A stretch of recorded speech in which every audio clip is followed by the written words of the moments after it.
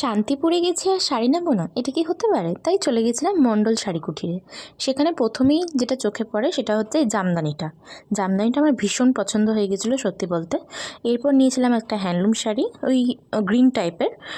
আর তারপরে নিয়েছিলাম হচ্ছে একটা সিল্কের শাড়ি, মানে পিওর সিল্ক নয়, মানে সিল্কের মতো আর কি।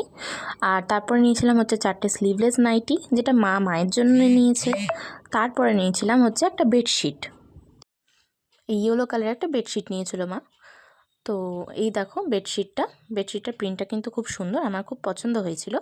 আর নাইটিগুলো তোমাদের একে একে দেখিয়ে দিই। একটা পিঙ্ক, একটা দুধে আলতা টাইপ, একটা ইয়েলো কালার, আর একটা হচ্ছে পার্পল কালার। নাইটির প্রিন্টগুলো কিন্তু সবই এক, আর খুব সুন্দর লাগছিলো প্রিন্টগুলো। আর এরপর নিয়েছিলাম হচ্ছে ওই যেই বললাম যে সিল্কের শাড়িটা, মানে পিওর সিল্ক নয় বাট কাইন্ড অফ। তো এই শাড়িটা নিয়েছিলাম।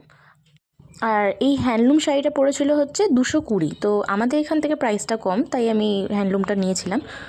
আর নিয়েছিলাম হচ্ছে এই জামদানিটা।